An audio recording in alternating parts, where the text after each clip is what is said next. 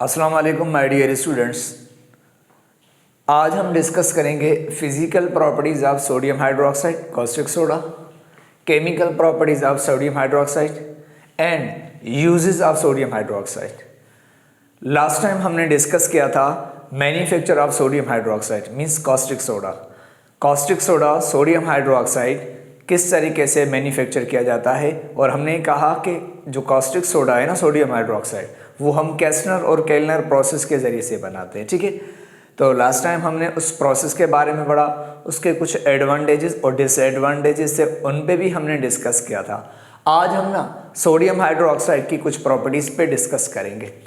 Sodium hydroxide की पहले physical properties पढ़ेंगे, उसके बाद हम केमिकल प्रॉपर्टीज़ पढ़ेंगे। ठीक है, तो सबसे पहले आ जाए सोडियम हाइड्रोक्साइड कैसा होता है, उसकी फिजिकल प्रॉपर्टीज़ क्या क्या होती हैं। नंबर वन, आपको पता है कि जो सोडियम हाइड्रोक्साइड है ना, ये क्रिस्टलाइन सॉलिड्स होता है, ये सॉलिड है बेसिकली, ये इट इज नॉट लिक्विड, ये लिक्विड और गैस नहीं है बल्कि ये सॉलिड है। सॉलिड वो भी क्रिस्टलाइन सॉलिड है, और ये वाइट कलर का सॉलिड्स होता है चीनी की तरह। ठीक है, तो ये वाइट कलर का सॉलिड्स होता है एंड मेल्ट्स एट 322।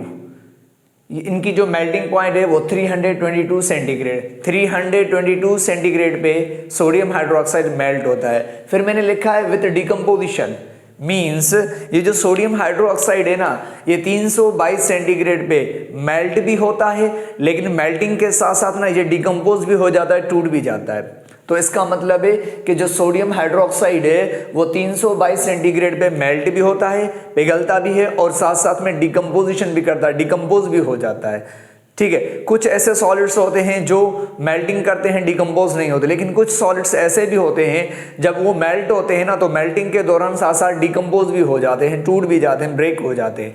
तो यहाँ कहने का मतलब है कि 322 सेंटीग्रेड टेम्परेचर ये सोडियम हाइड्रोक्साइड की मेल्टिंग पॉइंट भी है और डिकम्पोजिशन पॉइंट भी है। ठीक है, अच्छा next, sodium hydroxide it is a deliquescent. Sodium hydroxide deliquescent, hygroscopic and slightly translucent होता है। अच्छा, अब आ जाओ डीलिक्विसेंट किसे कहते हैं और हाइग्रोस्कोपिक किसे कहते हैं। सबसे पहले आ जाओ हाइग्रोस्कोपिक किसे कहा जाता है।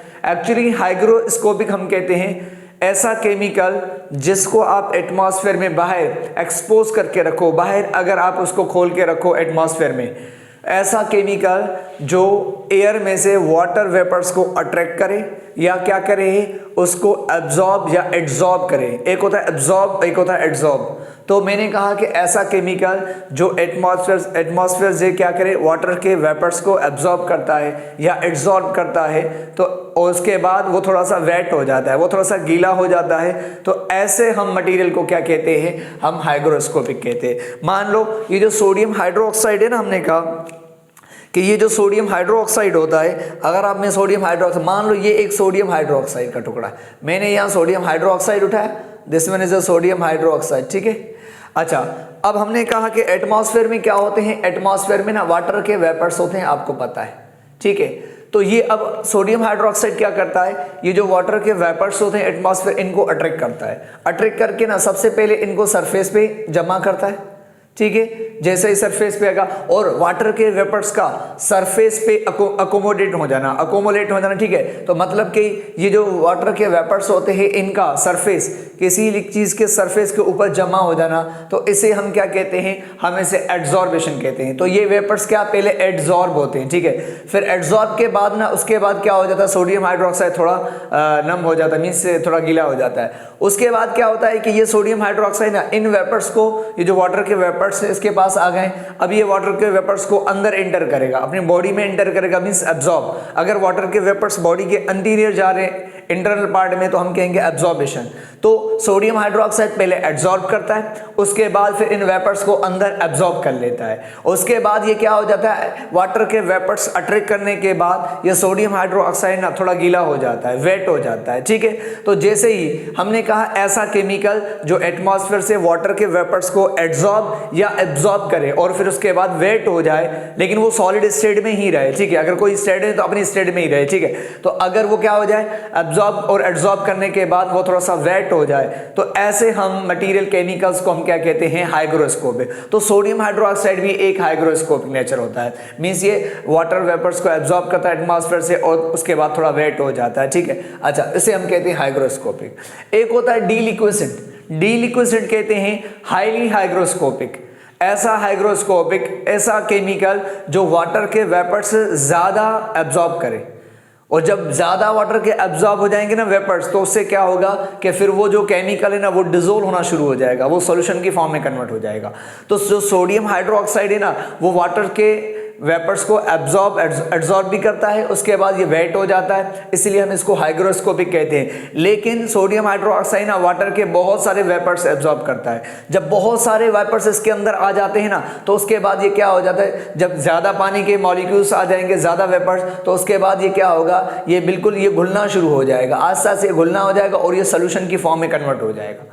और किसी सॉलिड का वाटर के वेपर्स एब्जॉर्ब करके क्या सॉल्यूशन की फॉर्म में कन्वर्ट हो जाना, ऐसे केमिकल को हम कहते हैं डीलिक्विसेंट। क्या कहा जाता है, डीलिक्विसेंट कहा जाता है। तो सोडियम हाइड्रोक्साइड हाइग्रोस्कोपिक के साथ साथ डीलिक्विसेंट मटेरियल में ये वाटर के वेपर्स को, बहुत सारे वाटर वेपर एब्जॉर्ब करता है, और एब्जॉर्ब करने के बाद ना फिर ये डिसोल्व हो जाता है उसी वेपर। जब ज्यादा वेपर्स आ जाएंगे तो फिर ऐसा ऐसा ये डिसोल्व होना शुरू हो जाएगा, फिर ये सॉल्यूशन की फॉर्म में कन्वर्ट हो जाता है।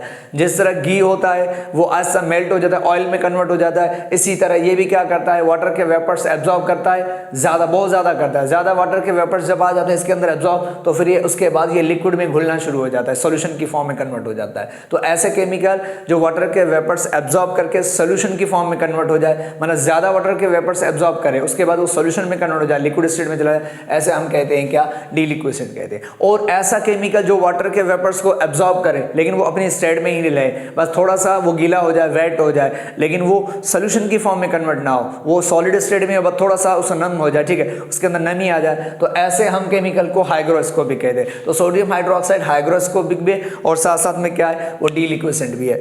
अब आप कहेंगे सर और एग्जाम्पल भी है, मैं आपको ना और भी एग्जाम्पल बता देता हूँ, और भी एग्जाम्पल है इसके, क्या नाम है, और भी एग्जाम्पल हैं डीलिक्विसेंट मटेरियल के, वो भी ज़हन में रख ले। जैसे फेरिक क्लोराइड होता है, ये फेरिक क्लोराइड भी क्या होता है, ये भी जो है ना ये भी डीलिक्विसेंट होता है, ये वाटर के वेपर्स एब्जॉर्ब करने के बाद ये सॉल्यूशन में चला जाता है। इसी तरह कैल्शियम क्लोराइड है, ये कैल्शियम क्लोराइड भी क्या होता है, तो ये दो केमिकल भी आपके जहन में आने चाहिए, ठीक है। तो ये दो भी क्या है, ये भी डीलिक्विसेंट मटेरियल्स होते हैं, ठीक है। अच्छा, अब आ जाओ उसके बाद मैंने कहा स्लाइटली ट्रांसल्यूसेंट होता है ये सोडियम हाइड्रोक्साइड ना, स्लाइटली ट्रांसल्यूसेंट होता है। एक होता है ट्रांसपेरेंट, ट्रांसपेरेंट कहते हैं ऐसा मटेरियल जिसमें से लाइट पास हो जाए, और एक होता है ऐसा मटेरियल जिसमें से लाइट पास नहीं होती, हम उसे ओपेक कहते हैं, ठीक है।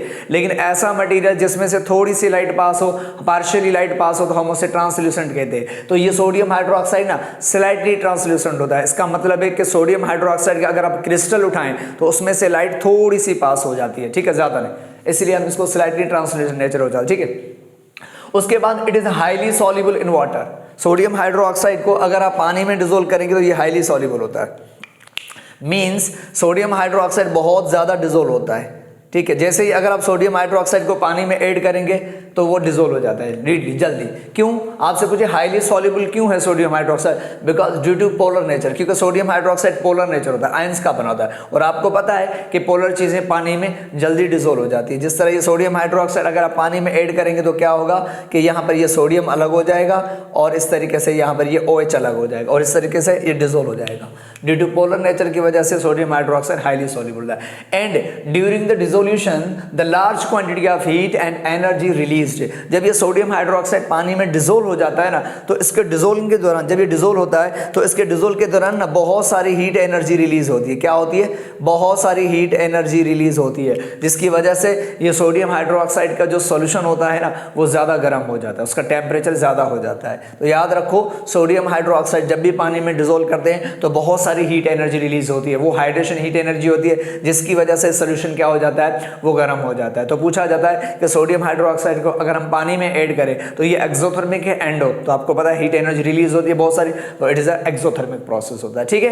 तो ये ठीक है, इस तरीके से ये थी इसकी सोडियम हाइड्रोक्साइड की फिजिकल प्रॉपर्टीज। अब आ जाते हैं chemical properties. Chemical properties means chemical reaction, means sodium hydroxide किस किस के साथ रिएक्शन करता है और क्या क्या बनाता है। तो सबसे पहले आप मुझे ये बताएं कि ये जो सोडियम हाइड्रोक्साइड है, sodium hydroxide is a base, alkali और बेस, अल्कली भी है और बेस भी है, ठीक है। तो सोडियम हाइड्रोक्साइड को हम क्या कहते हैं कि ये जो है ना, ये सोडियम हाइड्रोक्साइड इज अ, ये क्या है, दिस वन इज अ, ये कहलाता है, ठीक है, ये है बेस। अच्छा, बेस बल्कि स्ट्रॉन्ग बेस है, ये बहुत स्ट्रॉन्ग बेस होता है, हाईली सॉल्युबल है ना, तो इसलिए हम इसको क्या कहते हैं, ये स्ट्रॉन्ग बेस होता है। ठीक है, तो सोडियम हाइड्रोक्साइड एक स्ट्रॉन्ग बेस है। तो इसकी आप केमिकल प्रॉपर्टीज, अब मुझे आप बताओ सोडियम हाइड्रोक्साइड क्या है, बेस। अगर ये बेस है तो इसका मतलब ये एसिड के साथ रिएक्शन करेगा। तो इसकी पहली रिएक्शन क्या है कि रिएक्शन विद एसिड, ये एसिड के साथ रिएक्शन करता है, और एसिड के साथ जब भी बेस रिएक्शन करता है तो सॉल्ट और वाटर दो प्रोडक्ट्स बनती है। ठीक है, और जब भी एसिड और बेस के साथ रिएक्शन करता है सॉल्ट और वाटर बनता है। सॉल्ट और वाटर जनरली क्या होते हैं, न्यूट्रल होते हैं। तो ऐसी रिएक्शन जिसमें न्यूट्रल प्रोडक्ट बने, ठीक है, ऐसी रिएक्शन को हम न्यूट्रलाइजेशन कहते हैं। तो जब भी बेस एसिड के साथ रिएक्शन करता है तो न्यूट्रल प्रोडक्ट सॉल्ट और वाटर बनाता है, जिसकी वजह से हम उसे क्या कहते हैं, न्यूट्रलाइजेशन रिएक्शन भी कहते हैं। तो चलें इसकी न्यूट्रलाइजेशन रिएक्शन, सबसे पहले ये सोडियम हाइड्रोक्साइड बेस है, ये एसिड HCl के साथ रिएक्शन करेगा। जब भी बेस एसिड के साथ रिएक्शन करता है ना तो बेस OH देगा और एसिड H देगा। तो इसका OH बेस का इसका H मिलके वाटर बनाएंगे।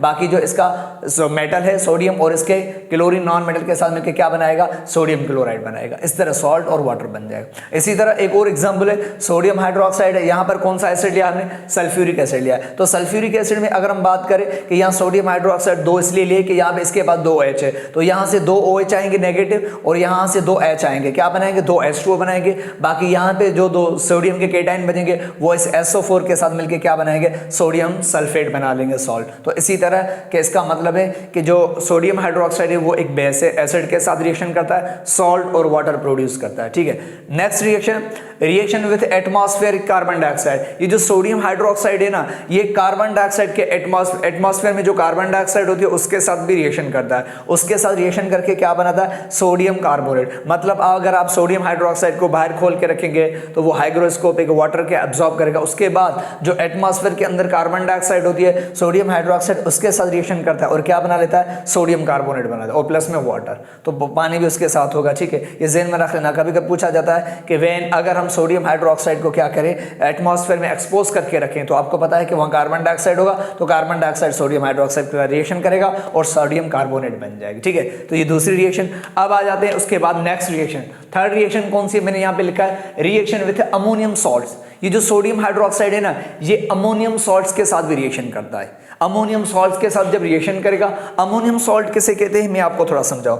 एक्चुअली क्या होता है, आपको पता होगा कि ये जो NH4 ग्रुप होता है ना, ये जो NH4 प्लस ना, हम इसे अमोनियम कहते हैं। क्या कहते हैं हम इसे, अमोनियम। इस रेडिकल को हम अमोनियम कहते हैं।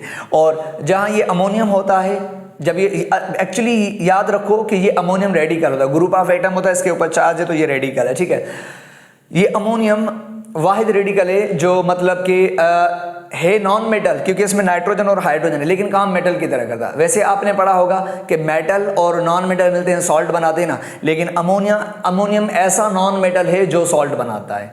जैसे सोडियम क्लोरीन के साथ मिलकर सोडियम क्लोराइड बनाता है, इसी तरह अमोनियम क्लोराइड के साथ मिलकर अमोनियम क्लोराइड बनाता है। तो अमोनियम वाले जितने भी सॉल्ट होते हैं ना, ठीक है, वो सारे नॉन मेटल वाले सॉल्ट, क्योंकि अमोनियम खुद नॉन मेटल है। तो ये क्या करेगा, ये क्लोराइड जो नेगेटिव आयन के साथ मिलकर ना सॉल्ट बनाता है। तो अमोनियम के सॉल्ट जितने भी है वो नॉन मेटल वाले सॉल्ट्स होते हैं। ठीक है, तो अमोनियम जिनमें होगा उनको क्या कहते हैं, हम अमोनियम सॉल्ट्स कहते हैं। ठीक है, तो इसी तरह अमोनियम क्लोराइड हो गया, जैसे आपको पता है कि ये अमोनियम क्लोराइड, अमोनियम नाइट्रेट, इस तरीके से ना बहुत सारे अमोनियम के सॉल्ट्स होते हैं। ठीक है, तो यहाँ पर क्या मैंने लिखा है कि ये जो सोडियम हाइड्रोक्साइड है ना, ये अमोनियम सॉल्ट के साथ रिएक्शन करेगा। कौन से अमोनियम सॉल्ट, अमोनियम क्लोराइड भी यहाँ पे मैंने लिखा, उसके साथ रिएक्शन करेगा अमोनियम क्लोराइड, और क्या, टू प्रोड्यूस अमोनिया गैस बना, अमोनिया गैस से प्रोड्यूस करेगा। ठीक है, किस तरीके से सर, अगर आप देखें ये अमोनियम, आपको पता है अमोनियम में NH4 पे पॉजिटिव चार्ज, क्लोराइड पे नेगेटिव चार्ज, और सोडियम हाइड्रोक्साइड OH पे नेगेटिव, सोडियम पे पॉजिटिव होती है। तो सोडियम हाइड्रोक्साइड इस अमोनियम के साथ सबसे पहले रिएक्शन करेगा। इसका जो OH है वो इसके पॉजिटिव कैटायन अमोनियम के साथ, इसका OH इसके पॉजिटिव अमोनियम के साथ मिलके क्या बनाएगा, अमोनियम हाइड्रोक्साइड। बाकी जो यहाँ पे क्लोराइड होगा वो सोडियम के साथ मिलके सोडियम क्लोराइड बना देगा।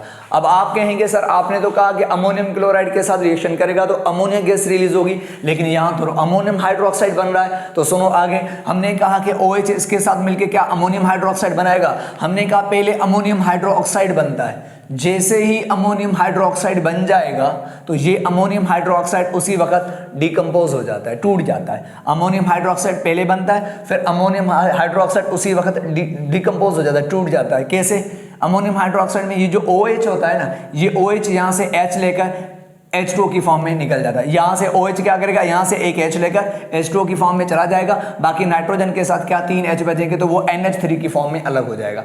तो हमने कहा कि डायरेक्ट में अमोनिया नहीं बनती, बल्कि सोडियम हाइड्रोक्साइड अमोनियम क्लोराइड के साथ मिलकर अमोनियम हाइड्रोक्साइड बनाएगा, फिर वो अमोनियम हाइड्रोक्साइड उसी वक्त डिकम्पोज हो जाएगा, उससे अमोनिया गैस रिलीज होगी। तो क्या बनेगी, फाइनल प्रोडक्ट जो होगी वो अमोनिया होगी और प्लस में वाटर अलग हो जाए। ठीक है, तो MCQ आ सकता है कि अमोनियम सॉल्ट के साथ जब भी सोडियम हाइड्रोक्साइड रिएक्शन करेगा तो which gas release, nitrogen, hydrogen, आपसे पूछेगा ऑक्सीजन और अमोनिया, तो अमोनिया होगी। ठीक है, अच्छा नेक्स्ट देखें, last one reaction with metal salts. ये जो मेटल सॉल्ट्स होते हैं ना, वो तो ऊपर वाला अमोनियम सॉल्ट था NH4 वाला, मेटल सॉल्ट्स के साथ रिएक्शन करता है। अच्छा, ये जो मैंने लिखा है कि ये सोडियम हाइड्रोक्साइड है, ये मेटल सॉल्ट्स के साथ रिएक्शन करता है। मेटल सॉल्ट्स के साथ रिएक्शन करते पता है क्या करता है, ये क्या करता है, सोडियम हाइड्रोक्साइड जो मेटल्स सॉल्ट पानी में डिजोल्व होते हैं, वो डिजोल्व की फॉर्म में होते हैं, आयन की फॉर्म में, तो ये सोडियम हाइड्रोक्साइड क्या करता है, अपने OH उन सॉल्ट को देकर ना उनको प्रिसिपिटेट कर देता है, तो सॉल्युबल में से इनसॉल्युबल के फॉर्म में कन्वर्ट कर देता है। तो मैंने कहा है कि ये क्या करता है, to give the precipitate of metal hydroxide. तो सोडियम हाइड्रोक्साइड क्या करता है, बहुत सारे जो मेटल सॉल्ट पानी में डिजोल्व होते हैं, तो ये क्या करता है, अपने उनको OH देकर उनको प्रिसिपिटेट कर देता है, सॉल्युबल से इनसॉल्युबल कर देता है, उनको सॉलिड कर देता है। ठीक है, किस तरीके से, जैसे यहाँ पर आयरन क्लोराइड, फेरिक क्लोराइड आपके सामने लिखा हुआ है, तो अब आपको पता होगा कि ये फेरिक क्लोराइड होता है। तवज्जो करना, फेरिक क्लोराइड क्या होता है, ये नेगेटिव होता है, ये पॉजिटिव हिस्सा होता है, ये पॉजिटिव और ये नेगेटिव होता है। तवज्जो करना। अच्छा, मुझे आप बताएंगे ये क्या है, ये जो सोडियम हाइड्रो, ये पानी में डिजोल्व होते हैं, ये पानी में डिजोल्व, आयरन अलग होते हैं, क्लोराइड अलग होते हैं सोल्यूशन की फॉर्म में पानी।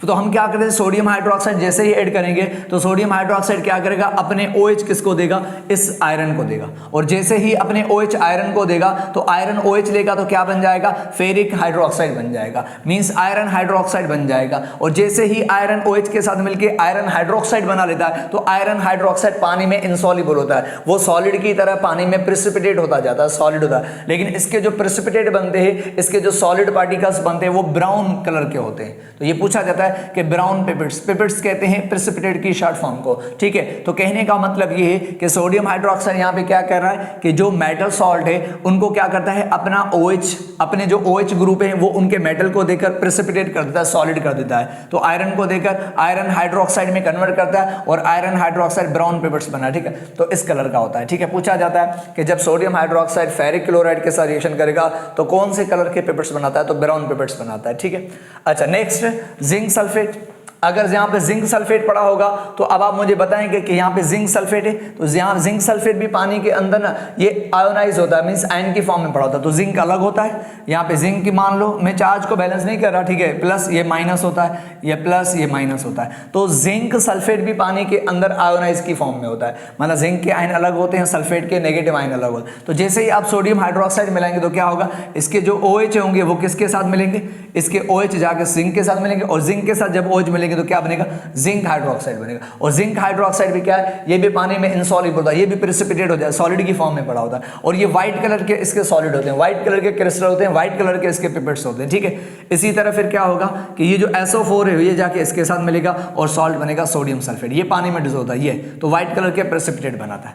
अच्छा एक और बात, अब मुझे आप बताओ यहाँ पे सोडियम हाइड्रोक्साइड कितने OH दे रहा है, 2 अपने OH जिंक को देता है और जिंक हाइड्रोक्साइड में कन्वर्ट करता है, जो कि व्हाइट कलर के पिपेट्स होते हैं। ठीक है, मैंने लिखा है कि ये जिंक हाइड्रोक्साइड अगर यहाँ पर सोडियम हाइड्रोक्साइड और भी है, ज्यादा पड़े, मींस 2 की जगह 4 पड़े हुए, अगर सोडियम हाइड्रोक्साइड की क्वांटिटी ज्यादा होगी तो फिर सोडियम हाइड्रोक्साइड 2 से ज्यादा भी OH देगा, तो 4 OH भी जिंक को दे सकता है, और जब 4 OH देगा जिंक को तो फिर ये जिंक हाइड्रोक्साइड व्हाइट पिपेट नहीं बनेगा, फिर आपका ये बनेगा एक बहुत बड़ा कंपाउंड बनेगा जिसको हम क्या कहेंगे, कॉम्प्लेक्स कंपाउंड।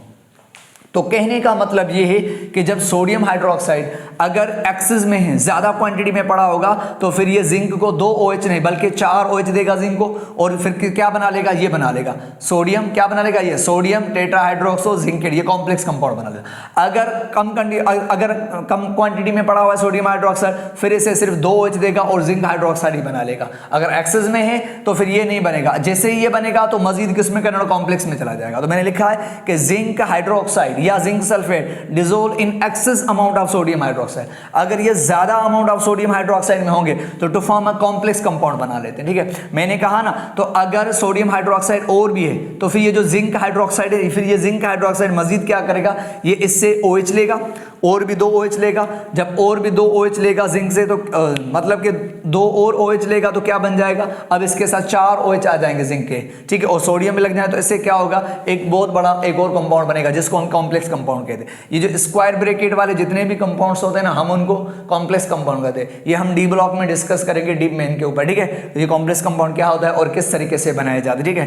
तो इनका नाम क्या होगा, सबसे पहले मेटल का नाम सोडियम, 4 को टेट्रा कहते हैं, और OH को हाइड्रोक्सो, और जिंक को जिंकेट कहा जाता है। और ये जो रोमन में 2 लिखा हुआ है, ये जिंक के ऊपर +2 चार्ज होती है, तो हम उसको ना रिप्रेजेंट नहीं करते हैं, लेकिन 2+ होती है, उनको रोमन में लिखते हैं, ठीक है, 2+ की। तो ये कॉम्प्लेक्स कंपाउंड। तो अगर MCQs आ जाए कि सोडियम, अगर आपसे वो कहे कि जिंक सल्फेट अगर सोडियम हाइड्रोक्साइड के साथ मिलाए तो कौन से कलर के पेपेट बनते हैं, आप कहेंगे व्हाइट। कौन सी प्रोडक्ट बनती है, जिंक हाइड्रोक्साइड।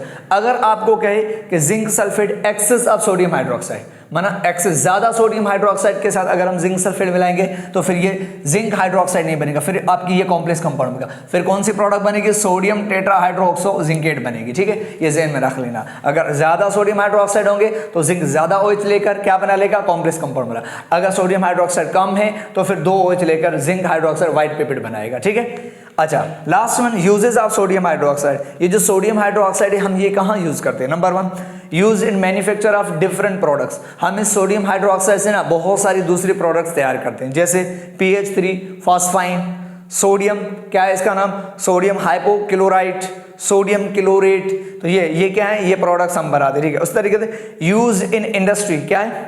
अच्छा, ये हाइपोक्लोराइट कैसे कहते हैं, वैसे अगर आपको पता होना चाहिए कि जैसे आपको पता है कि ये ClO3 होता है, ठीक है। एक्चुअली इसे क्या कहते हैं हम, इसे हम कहते हैं क्लोरेट, ठीक है। ये क्लोरेट रेडिकल होता है। किसी भी 8 वाले रेडिकल से, ये क्लोरेट रेडिकल है, किसी भी 8 वाले रेडिकल से अगर आप एक ऑक्सीजन कम कर ले, मान लो ये ClO2, अगर आप एक ऑक्सीजन कम करेंगे ना तो फिर इसकी 8 की जगह पे 8 आ जाता है। अब ये क्या बन जाएगा, अब ये बन जाएगा क्लोराइट, ठीक है। अगर आप एक और ऑक्सीजन कम करेंगे, अगर आप एक और ऑक्सीजन कम कर लेंगे, ClO एक और भी कम कर लेंगे तो ये क्लोराइड ही लगेगा, लेकिन इसके आगे क्या लगाएंगे आप, हाइपो लगाएं, तो ये बन जाएगा हाइपो, और बाकी आपका वही रहेगा, क्लोराइट बन जाएगा। तो यहाँ पे मेटल लगा दो, अगर आप मेटल लगा देंगे सोडियम तो sodium chlorate, sodium chloride, sodium hypochloride, तो इस तरीके से, ठीक है। तो यहाँ सोडियम हाइपोक्लोराइड और सोडियम क्लोराइड, इनके अलावा भी बहुत सारे प्रोडक्ट्स हम सोडियम हाइड्रोक्साइड की मदद से बनाते हैं, ठीक है। मैंने यहाँ पे कहा यूज इन इंडस्ट्रीज, हम सोडियम हाइड्रोक्साइड को इंडस्ट्री में भी इस्तेमाल करते हैं टू मैन्युफैक्चर ऑफ, हम इससे क्या बनाते हैं, हम इससे सोप बनाते हैं। ये इंडस्ट्रियल चैप्टर में हम डिस्कस करेंगे। तो सोप बनाने के लिए भी हम क्या करते हैं, सोडियम हाइड्रोक्साइड यूज करते हैं। पेपर बनाने में भी इसको इस्तेमाल किया जाता है। और पेट्रोलियम प्रोडक्ट्स जो होती है, जैसे अल्कोहल, एसीटोन, ईस्टर, बहुत सारी प्रोडक्ट पेट्रोलियम प्रोडक्ट्स कहते हैं। जो पेट्रोलियम निकलता है ना जमीन से, क्रूड ऑयल, उसमें से ये हम प्रोडक्ट्स वैसे निकालते हैं। लेकिन ये प्रोडक्ट्स ना हम इंडस्ट्री और लेबोरेटरी के अंदर आर्टिफिशियली इंडस्ट्री और लेबोरेटरी में भी बनाई जाती है with the help of sodium hydroxide की मदद से। हम जब ऑर्गेनिक केमिस्ट्री पढ़ेंगे तो उस ऑर्गेनिक केमिस्ट्री में हम आपको बताएंगे अल्कोहल, एसीटोन और ये ईस्टर, ये कंपाउंड हम सोडियम हाइड्रोक्साइड के जरिए से भी बना सकते हैं, किसी और के साथ मिला के सोडियम हाइड्रोक्साइड फिर ये प्रिपेयर करते हैं। वैसे ये नेचुरली हमें पेट्रोलियम प्रोडक्ट्स है, पेट्रोलियम से भी ऑब्टेन होती है, लेकिन हम इनको बना भी सकते हैं, ठीक है। तो इंडस्ट्री के अंदर इनको बनाया जाता है, ठीक है, ज़्यादा क्वांटिटी में बनाया जाता है क्योंकि ये बहुत ज़्यादा यूजफुल होते हैं। अल्कोहल, एसीटोन, और these are the petroleum products, और these are also manufacture with the help of sodium hydroxide, ठीक है। तो इनको बनाने के लिए भी हम सोडियम हाइड्रोक्साइड इस्तेमाल करते हैं। ये हम ऑर्गेनिक केमिस्ट्री में डिस्कस करेंगे, ठीक है। अच्छा, use in purification of bauxite ore, ये बॉक्साइट ओर होता है, किसका ओर होता है, एल्यूमिनियम का ओर होता है, ठीक है। तो ओर के बारे में आपको पता है कि मेटल जो हमें जमीन से इंप्योर फॉर्म में मिलता है ना, मेटल, उस हम इंप्योर फॉर्म को ओर कहते हैं। तो ये बॉक्साइट जो है ये एल्यूमिनियम का ओर है। जब इस ओर को निकालते हैं बाहर तो सबसे पहले इसको इंडस्ट्री में लेके जाते हैं, इस ओर की सफाई की जाती है। तो हमने लिखा है कि बॉक्साइट ओर को जब प्यूरीफाई करते हैं, जब इसको साफ करते हैं, ठीक है, तो इसको साफ करने के लिए, इसको प्यूरीफाई करने के लिए भी हम सोडियम हाइड्रोक्साइड इस्तेमाल करते हैं। ये भी हम क्या करेंगे, जो नेक्स्ट चैप्टर होगा उसमें हम हम बॉक्साइड ओर के बारे में पढ़ेंगे और देखेंगे कि बॉक्साइड ओर को किस तरीके से प्यूरिफाई करते हैं with the help of sodium hydroxide. तो ये हम नेक्स्ट वाले चैप्टर में हम डीप में डिस्कस करेंगे how bauxite ore is purified with the sodium hydroxide, ठीक है। उसके बाद यूज इन ब्लीचिंग, तो ब्लीचिंग में भी हम इस्तेमाल करते हैं सोडियम हाइड्रोक्साइड के। Dyeing process in mercerising cotton, ये डाइंग प्रोसेस होते हैं। मर्सराइजिंग कॉटन मींस ये जो कॉटन होते हैं, ये जो क्लॉथ होते हैं, इसके ऊपर आप कलर करते हो, इसको कहते हैं डाइंग प्रोसेस। मर्सराइजिंग भी कहते हैं, मर्सराइजिंग कलर पक्का करना, ठीक है, हाँ ठीक है। तो हम जब कपड़ों के ऊपर ये जो कलर्स किए जाते हैं ना, तो जब कलर करते हैं कपड़ों के ऊपर तो उनके साथ साथ सोडियम हाइड्रोक्साइड भी यूज किया जाता है, ठीक है, ताकि वो जो कलर्स होते हैं ना, वो कलर क्या हो जाते हैं, वो स्टिक हो जाते हैं, वो कलर परमानेंट हो जाते हैं, मतलब वो रिमूव नहीं होते क्लॉथ से। तो ऐसी टेक्निक हम mercerising. And in the production of rayon, rayon means धागे वगैरह जो होता है, ठीक है, ये जो फाइबर्स होते हैं, धागे होते हैं, इनको बनाने के लिए भी हम सोडियम हाइड्रोक्साइड इस्तेमाल करते हैं। ये भी हम इंडस्ट्रियल जो चैप्टर है ना उसमें पढ़ेंगे, इंडस्ट्री केमिस्ट्री में, ठीक है। तो इंडस्ट्रियल केमिस्ट्री में हम रेयॉन कैसे बनाया जाता है तो देखेंगे, हम उसके साथ भी सोडियम हाइड्रोक्साइड मिला के हम बनाएंगे। तो ये सारे के सारे क्या हैं, ये कुछ जनरल यूजेस हैं अकॉर्डिंग टू आवर सिलेबस के हिसाब से, और भी इनके बहुत सारे सोडियम हाइड्रोक्साइड के यूज है, लेकिन आपके सिलेबस के हिसाब से बस इतने ही काफ़ी है, इनमें से सवाल आता है, इससे बाहर नहीं आएगा, ठीक है। तो ये चंद, ठीक है, इंशाल्लाह फिर हम नेक्स्ट लेक्चर में नेक्स्ट टॉपिक के साथ मिलेंगे। Thank you very much.